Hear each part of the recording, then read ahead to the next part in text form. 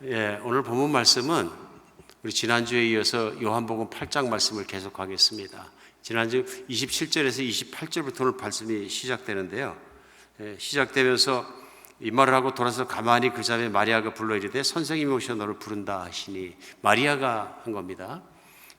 예수님께서 마르다가 아직도 집에 있으니까 가서 데리고 오라 말씀하셨던 것 같습니다. 아마 오빠 나사로가 죽었고 집안은 지금 초상집이기 때문에 초상 치르는 일 때문에 분주했던 것 같습니다. 뿐만 아니라 많이 슬펐던 것 같습니다. 우리 지난주에 말씀 나눈 것처럼 젊은 사람이 세상을 떠나게 되면 굉장히 더 슬퍼합니다. 아마 나사로가 젊은 사람이었기 때문에 또 세 남매가 부모님 안 계시고 살아가는 입장에서 당했던 상이기 때문에 온 동네 사람 다 모여오고 당사자였던 어머니들은 굉장히 힘들었던 것 같습니다. 특별히 마리아가 훨씬 더 슬프고 힘들어했던 것 같고요. 아마 그런 연고로 예수님께서 동네에 도착하셨다는 전갈이 갔음에도 불구하고 마리아는 나오지 않고 마르다는 뛰어나왔습니다. 마르다가 예수님을 만나서 나눈 대화가 지난주까지 말씀을 같이 나눴고요. 오늘은 예수님께서 또 마리아를 불러오너라 말씀하셔서 마르다가 마리아를 불러온 것을 시작합니다.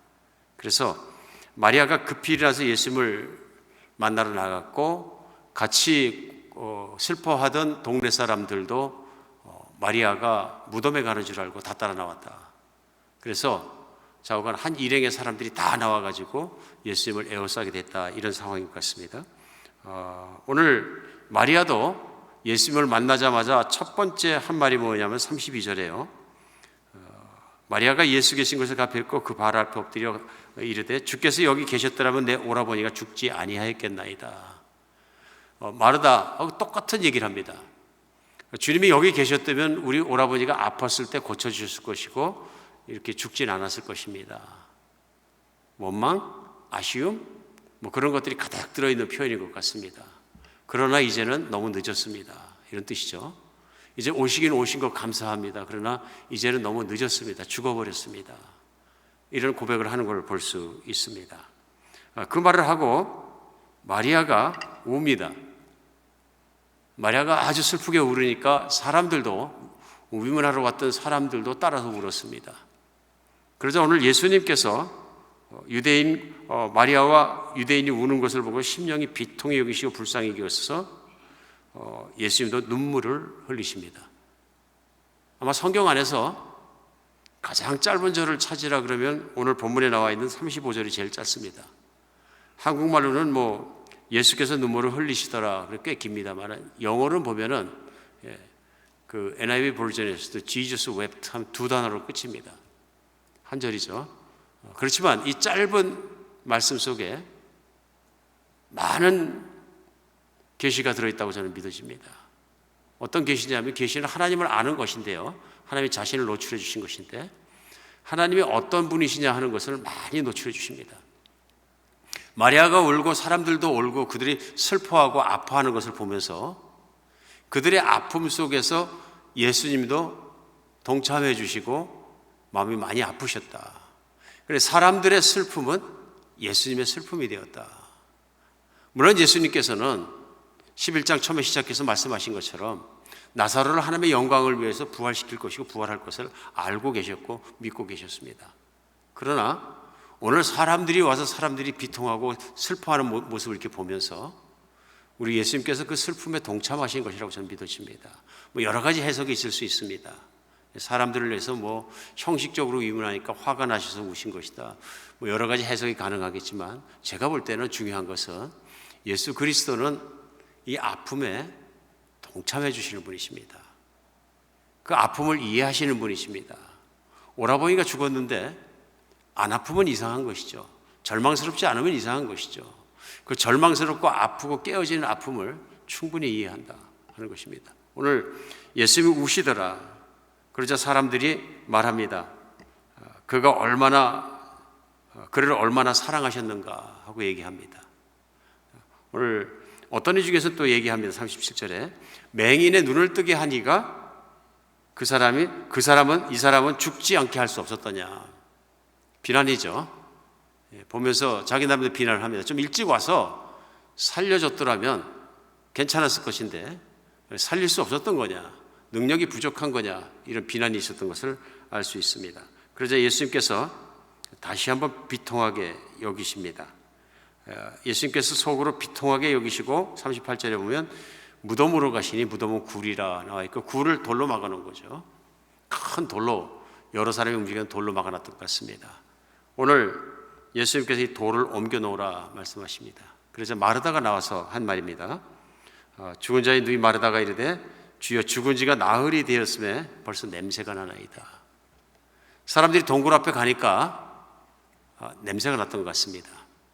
시신이 부패한 냄새가, 나흘이면 시신이 부패할 수 있죠. 특히 요즘 같은 날씨 같으면 또 중동도 뜨거운 날씨였을 테니까 금방 부패할 수 있습니다. 냄새가 밖에까지 난다 하는 얘기를 합니다. 40절에 예수님이 오늘 중요한 말씀을 하십니다. 무슨 말씀이냐면 예수께서 이르시되 내 말이 내가 믿으면 하나님의 영광을 보리라 하지 아니하였느냐.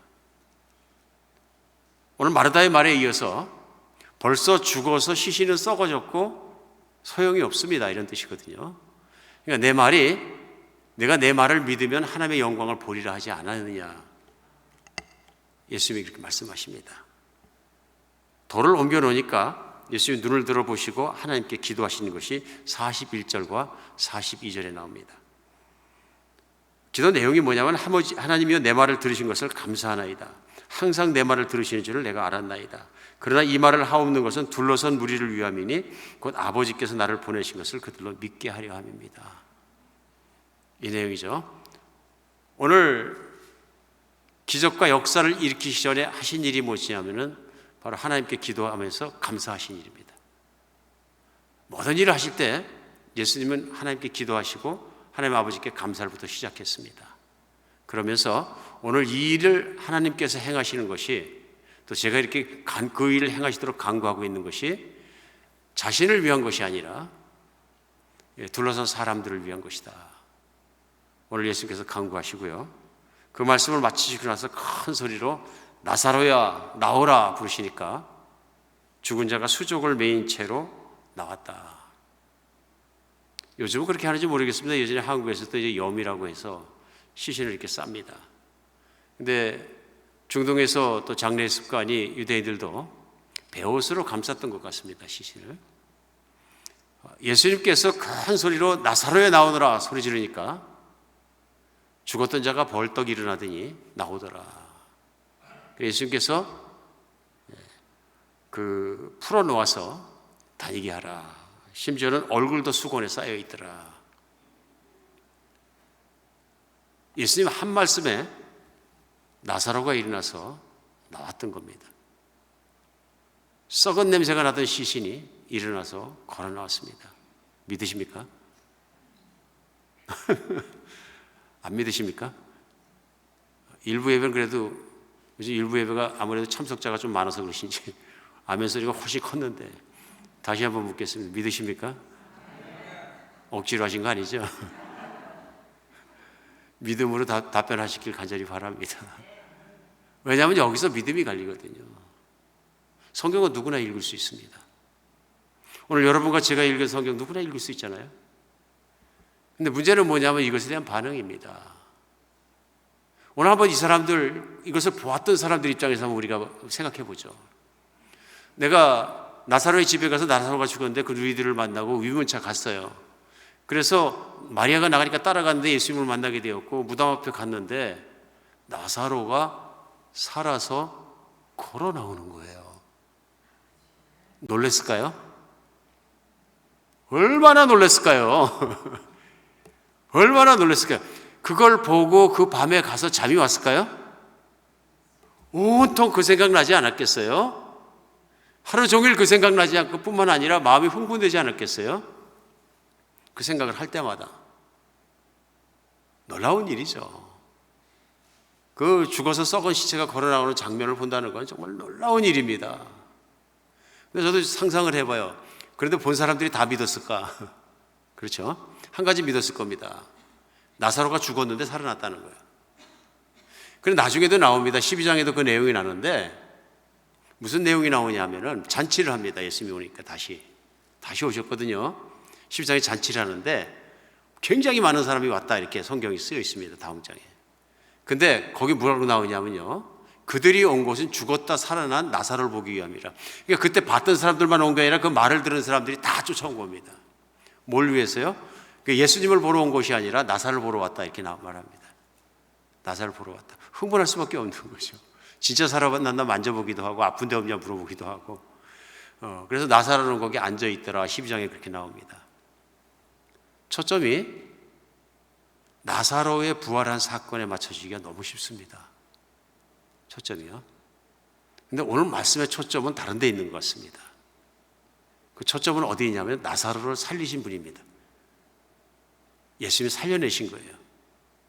이거는 나면서부터 맹인단 사람, 또 아픈 사람들, 나병 환자를 고치시는 것도 큰 일이고 기적인데요. 이제 그 기적을 넘어서 죽은 자가 나흘 만에 썩은 시체가 되었는데 걸어 나왔다는 사건.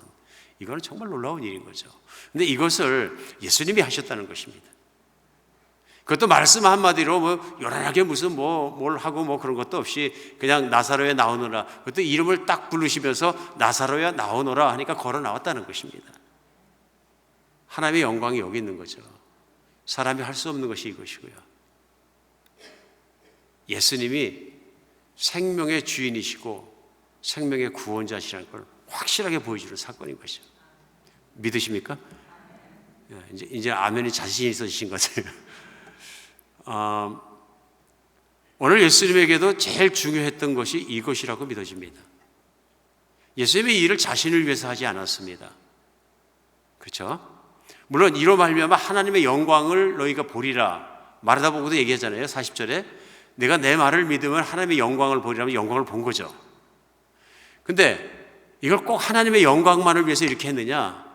나사로가 살아난 것 자체로 하나님의 영광만을 보이기 위해서 목적으로 그렇게 했냐? 아닌 것 같고요. 목적이 따로 있으신 것 같아요. 왜냐하면 그것이 41절, 42절 기도 내용에 나옵니다. 오늘 기적을 일으키신 가장 큰 이유는 뭐냐면요, 사람들 때문이었습니다. 그러니까 이 기적의 최고의 수혜자가 누구냐면 나사로도 수혜자지만 죽었다가 살아났으니까요. 그렇죠?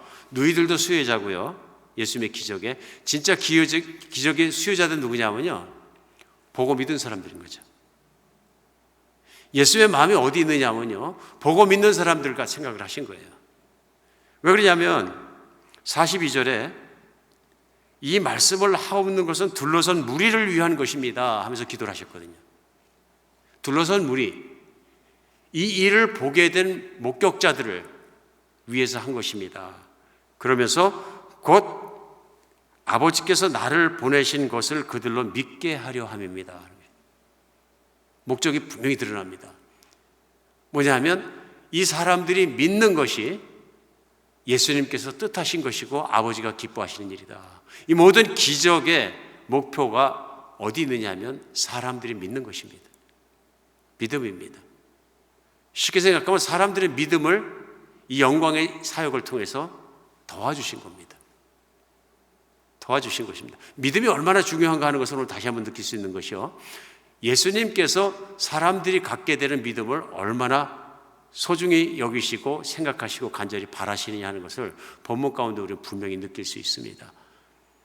마르다와 마리아는 나사로도 믿음이 있는 사람입니다. 예수님을 믿는 사람들입니다. 아마도 예수님을 메시아로 믿고 이 땅에 오신 구원자 하나님의 아들로 믿는 사람들입니다. 근데 문제는 뭐냐면 그 믿음이 부족했습니다. 무슨 얘기냐면 믿음이 작고 믿음이 자랄 필요가 있었던 겁니다. 커질 필요가 있었던 것입니다. 믿음이 무엇입니까? 믿음은 예수님이 누구신가 하는 것을 믿는 것입니다. 예수님을 바르게 알고 예수님을 바르게 믿는 것입니다. 그러니까 믿음은 예수님이 하나님의 아들이시고 이 땅에 오신 구원자이시는 것을, 그리스도이신 것을 믿게 되는 것입니다. 예수님이 누구신가를 믿어야 되는 것입니다. 오늘 나사로와 마르다와 마리아는 예수님을 믿었다는 거죠. 믿었는데 못 믿은 것이 나옵니다. 그것이 뭐냐면 예수님께서 죽은 나사로를 말씀 한마디에 살려내는 건 못 믿었습니다. 믿음이 거기까지입니다. 그렇죠? 그 사실에 대해서 계속 부정적인 생각을 가지고 계속 있었습니다. 근데 사실 예수님이 하나님의 아들이시고 이 땅에서 구원자시니까 가장 중요한 건 뭐냐면 예수님이 하나님의 아들이시고 하나님이시기 때문에 명령하면 생명이 있기도 하고 없어지기도 하고 모든 걸 하실 수 있는 하나님이시라는 것입니다. 오늘 그 믿음으로 보았을 때는 나사로가 죽은 건 문제가 안 될 수 있다는 것입니다. 오늘 마르다와 마리아는 거기까지 믿음이 미치지 못하기 때문에 예수님께서 마르다와 마리아를 책망하시고 꾸짖으시고 믿음이 왜 그 모양이냐 그러시기 이전에 하나님 아버지께 기도해서 나사로가 부활하는 모습을 보여주신 겁니다. 깨닫게 하신 겁니다. 마르다와 마리아가 얼마나 달라졌을까요? 오늘 이 사건으로 말미암아 기가 막히게 많이 달라집니다. 물론 죽었다 살아난 나사로도 스스로 죽음을 체험했으니까 믿음이 커졌겠지요. 근데 실제로 커진 건 누구였나 하면요, 예수님과 대화를 하고 그것을 직접 보고 체험했던 마리아와 마르다가 아닐까 싶습니다.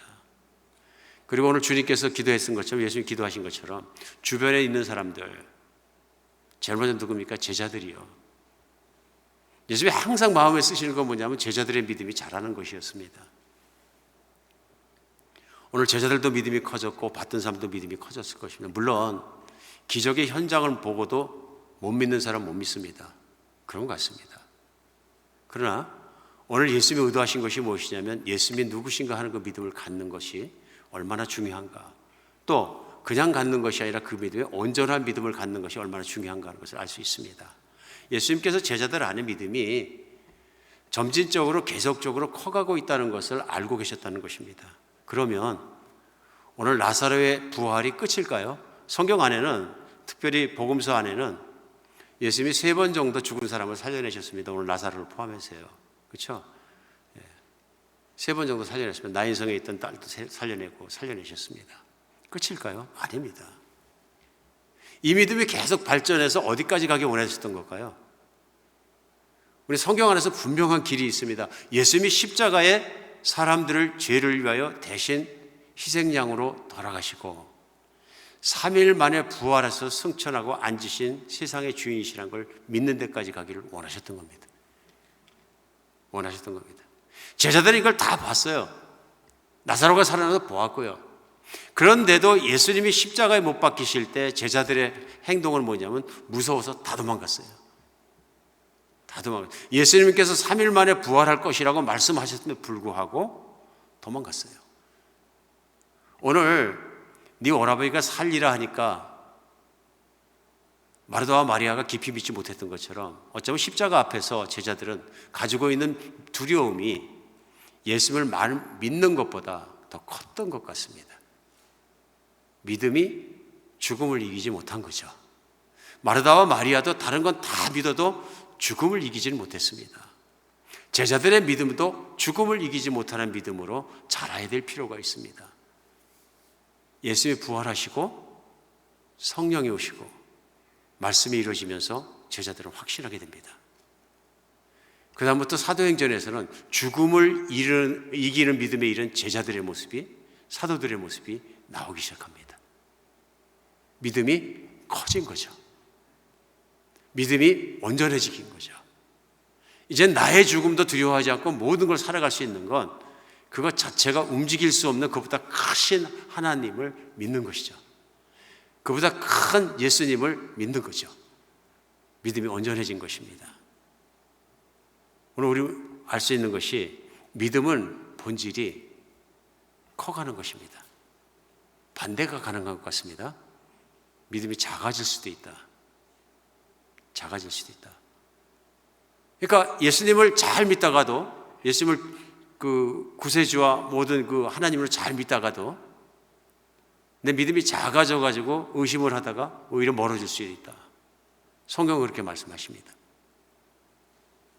그러니까 믿음은 크기도 하고 작아지기도 하고 살아있는 유기체처럼 내 안에서 움직여지는 것입니다. 그냥 믿음은 어떤 생각 속에 있는 사고나 띵이 아니라 믿음은 그걸 살아있는 것입니다. 그래서 성경 안에서 하나님께서 우리의 믿음이 항상 자라가기를 원하십니다. 믿음이 커지기를 원하십니다. 심지어 믿음이 온전해지기를 원하십니다. 오늘 믿음이 그렇게 중요한 것이 왜 그러냐면 믿음 그 자체가 한 인간이 가지고 있을 수 있는 가장 큰 복입니다. 사람은 믿음을 통해서 구원받고요. 사람은 믿음을 통해 죄도 용서받고요. 사람은 믿음을 통해서 하나님의 영광을 누리고요. 사람은 믿음을 통해서 모든 복을 누릴 수 있기 때문에 그렇습니다. 그래서 성경은 시작하는 창세기부터 시작해서 마지막까지 계속 믿음에 대한 말씀이 나오고 믿음으로 살아간 사람들의 이야기가 나옵니다.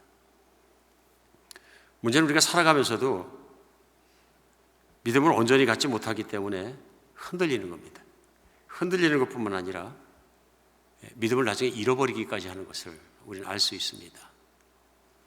오늘 우리가 말씀을 같이 대하는 중에 믿음이 얼마나 중요한가 하는 걸 일상 생활 중에서도 우리는 체험할 수 있습니다. 믿음 없이는 못하는 것들이 많습니다.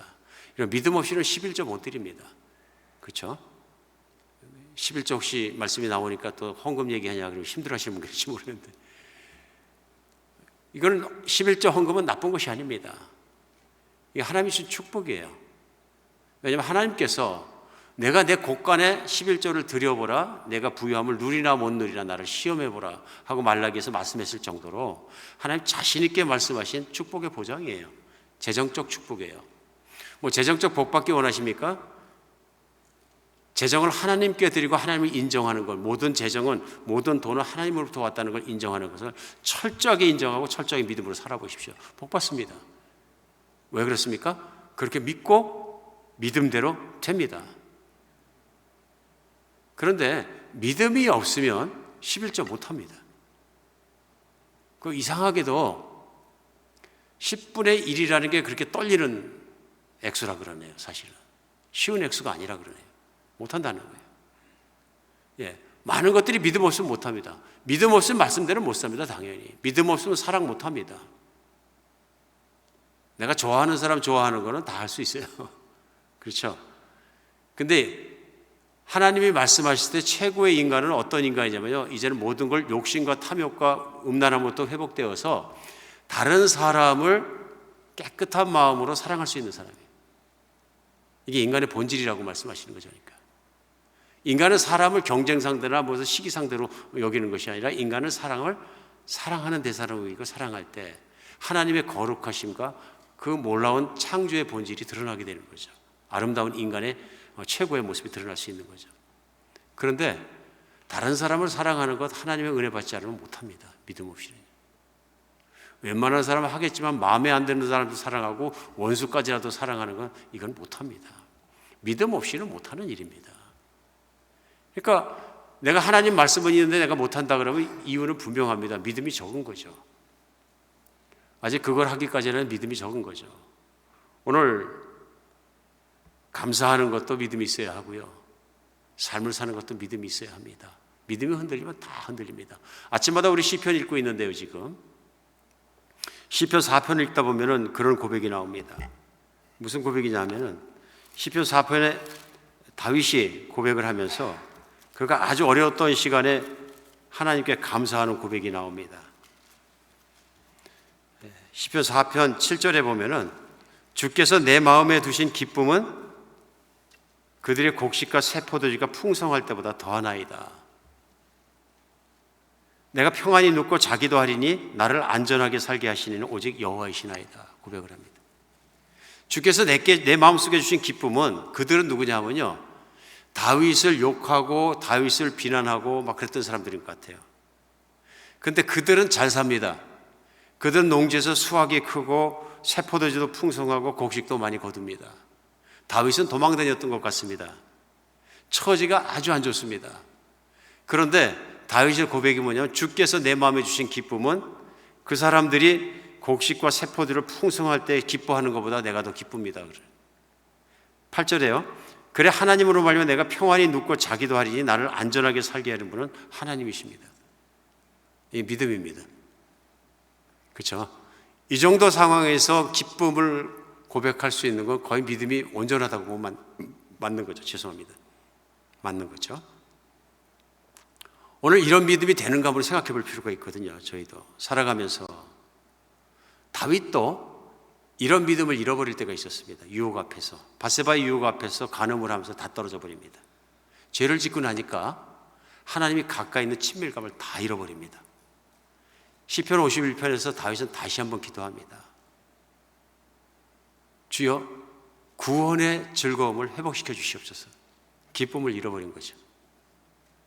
믿음을 작아지고 잃어버리니까 범죄하게 되고, 범죄하게 되니까 구원의 기쁨이 사라져버린 거예요. 믿음이 작아진 거죠. 다윗이 잘 나갈 때입니다. 나라가 평안하고 모든 할 일도 없을 때입니다. 뜰을 거닐다가 여자가 목욕하는 모습을 보고 그냥 넘어졌습니다. 그렇죠? 평안할 때입니다. 믿음이 작아진 거예요. 오히려 고난받고 힘들 때 믿음이 강하고 하나님 대롱대롱 뱉어서 기쁨시키고 잘 살았는데, 반대의 경우 믿음이 작아졌다 커졌다, 성경에 나와 있는 믿음의 거장조차도 그런 모습이 보이는 것입니다. 예수님을 온전하게 믿지 못하면 우리 가운데서도 일어날 수 있는 문제입니다. 그럼 오늘 우리가 생각해 봐야 됩니다. 내 믿음이 어떻게 하면 커져갈 수 있는 건가? 내 믿음이 어떻게 하면 온전해 갈 수 있는 건가? 생각해 봐야 합니다. 오늘 본문 말씀이 그것을 저에게 가르치십니다. 말씀입니다. 말씀이요. 오늘 요한복음 말씀을 저희가 읽고 예수님에 대해서 아는 것입니다. 예수님이 나사로를 살리신 것이 아니라 가르친 말씀이나 기도하신 내용을 보고 예수님에 대해서 알게 되고 믿게 됩니다. 하나님의 말씀은 우리 믿음을 위해서 주셨습니다. 말씀 속에서 잘할 수 있도록 성경 말씀을 주신 것입니다.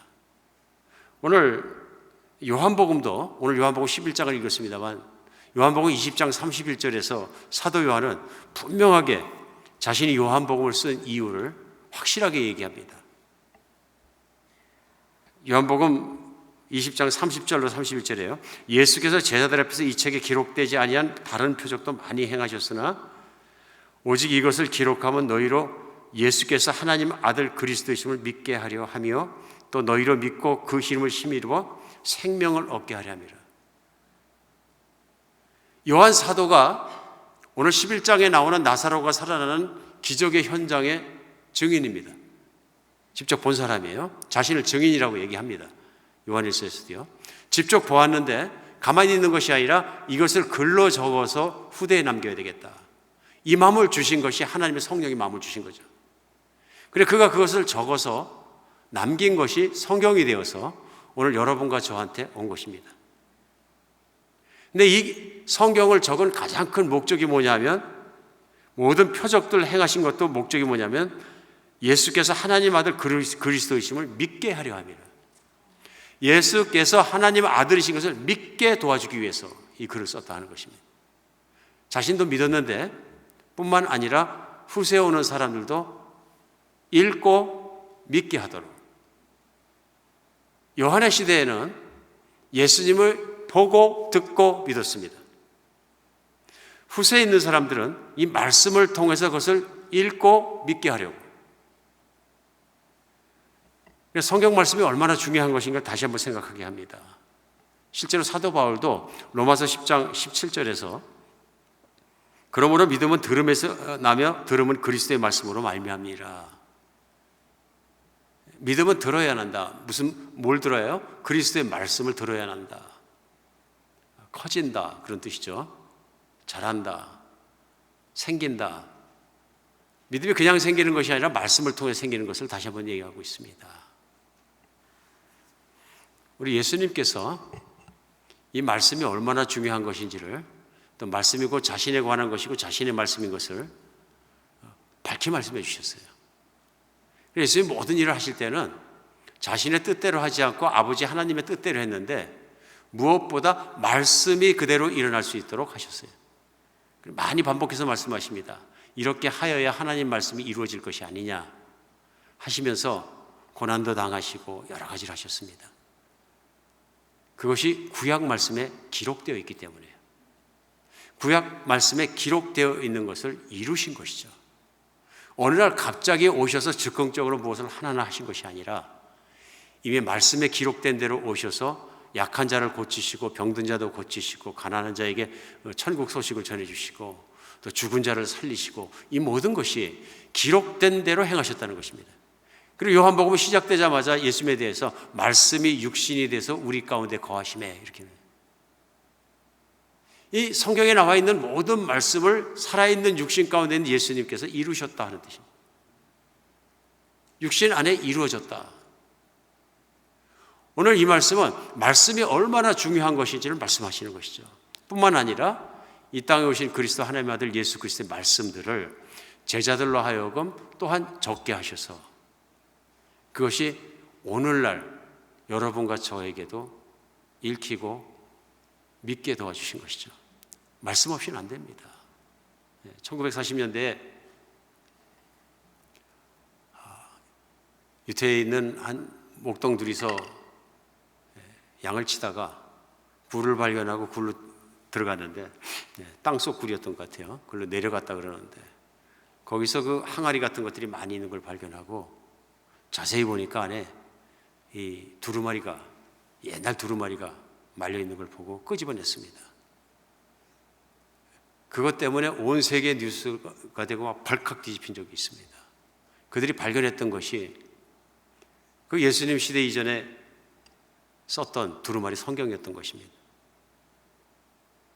그때 막 뉴스에서랑 흥미진진하게 막 얘기했던 게 뭐냐면, 그럼 오늘날 우리가 읽고 있는 성경은 진짜냐 가짜냐, 그때 성경 2000년 전 거하고 현재 성경하고 얼마나 차이가 있냐, 이게 또 관심의 초미의 관심사였어요. 근데 결과는 뭐냐면요, 첫 번째 항아리에서 그 당시 이사야서를 그대로 발치에 올려가지고 확인을 시작했는데 말씀이 같다는 거죠.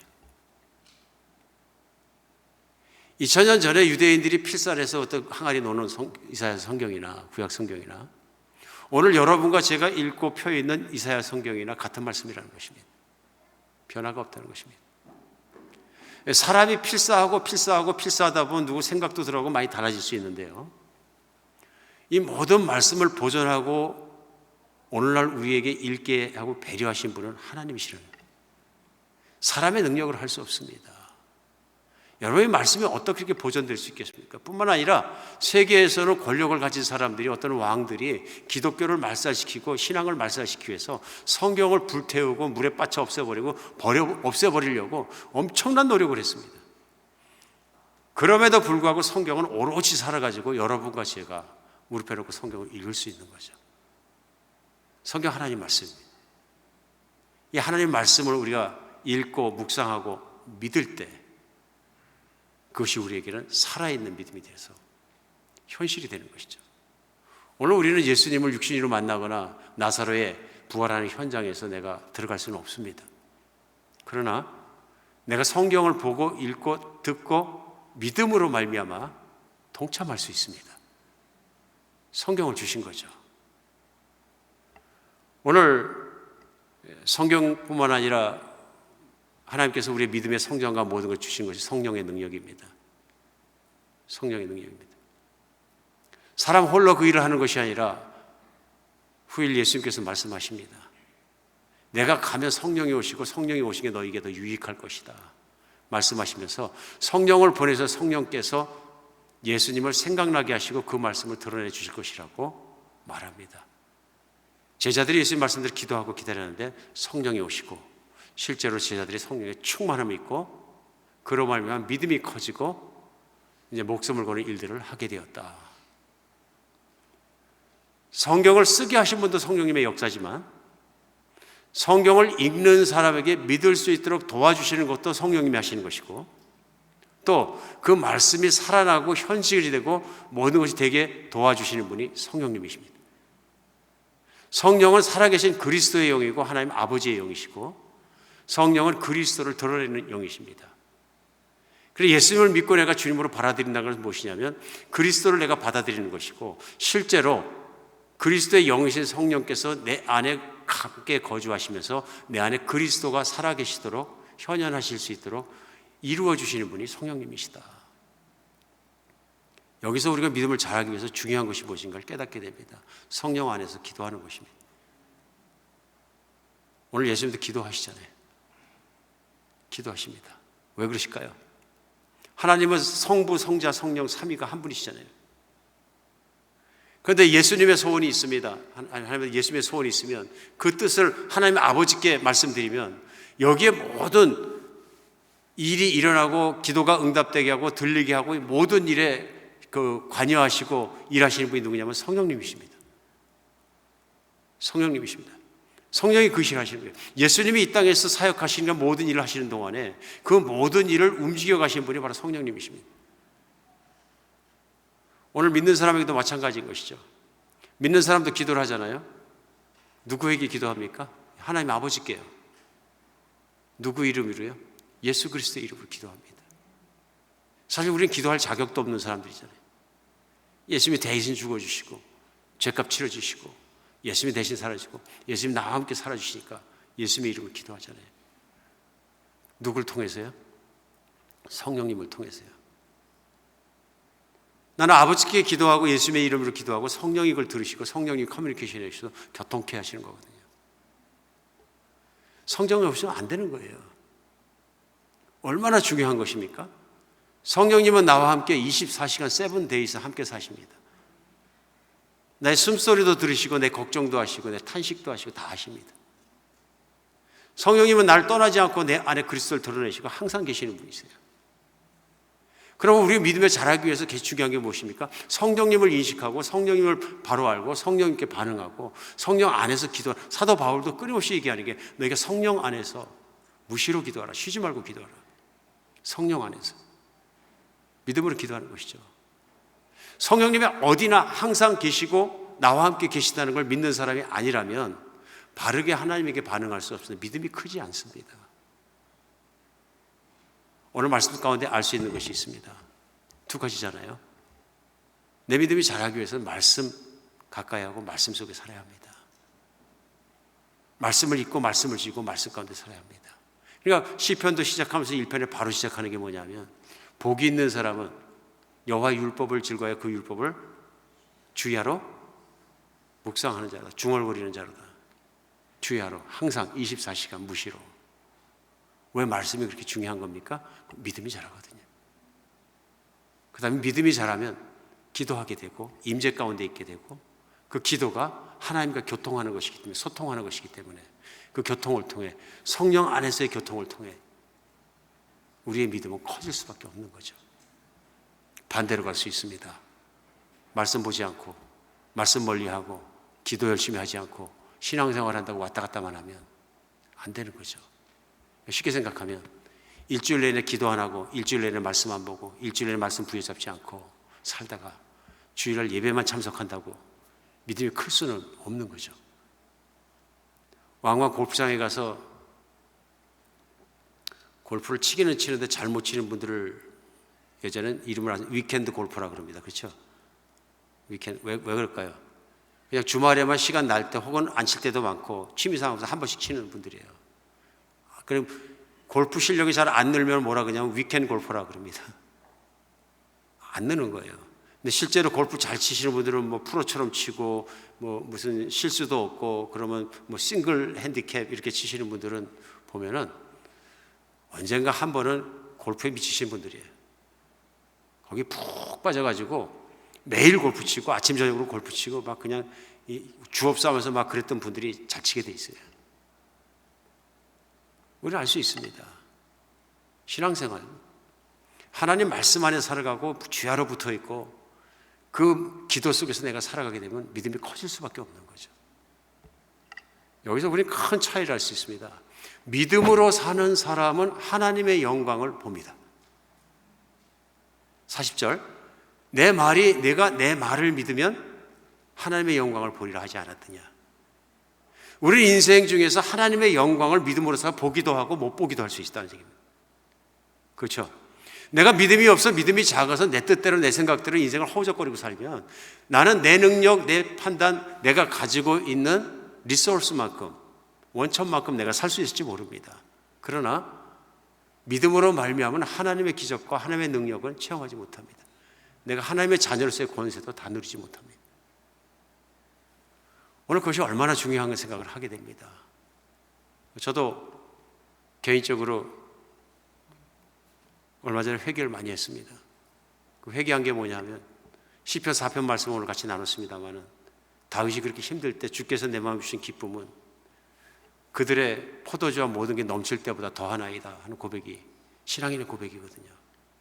근데 제가 몸이 좀 불편한 데가 있고 아파지니까 기쁨이 사라지는 걸 제가 느꼈어요.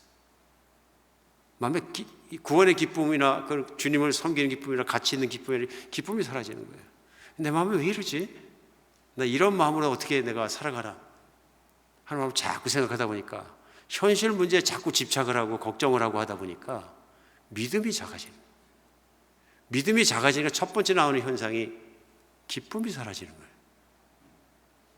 환경이 나를 누르기 시작하고 환경이 나를 꼼짝 못하게 하는 거예요. 이러면 헌신도 못하고 하나님의 능력을 제대로 못 살잖아요. 회개하고 믿음으로 붙잡고 내가 주님 안에서 죽으면 죽이리라.